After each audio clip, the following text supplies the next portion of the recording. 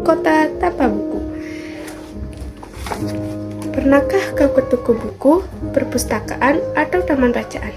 Tidakkah kau merasa istimewa ketika berada di dalamnya? Di sekelilingmu ada berbagai tokoh dari dunia nyata dan khayalan, tempat yang pernah kau kunjungi dan yang belum.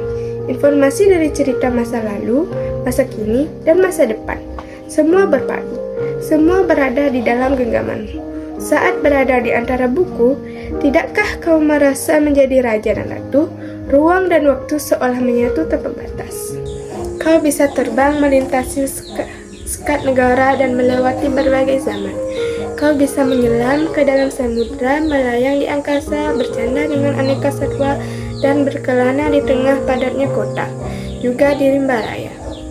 Kau tahu, buku adalah jendela dunia, kunci pengetahuan dan pintu wawasan. Muhammad Hatta berkata, "Aku rela dipenjara asalkan bersama buku, karena dengan buku aku bebas."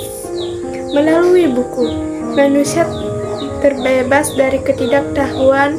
Tempat-tempat yang dipenuhi buku adalah harapan, perkembangan, pengetahuan, dan wawasan.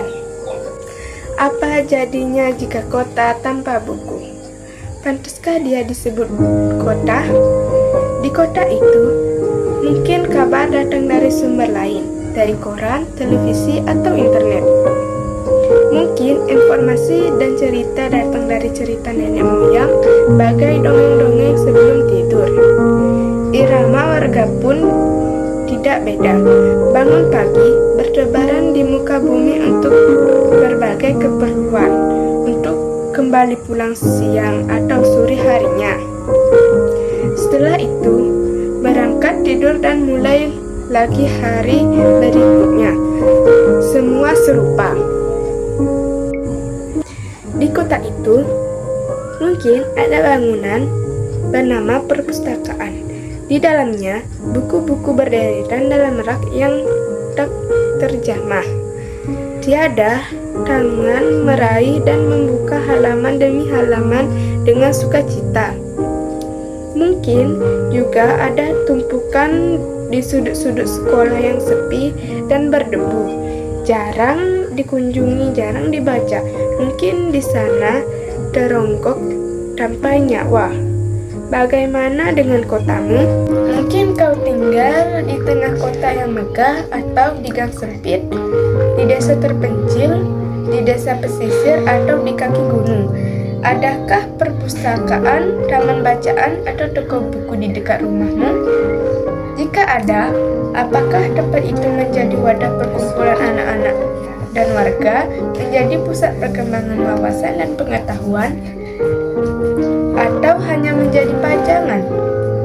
Maukah kau menjadi orang yang menghidupkannya?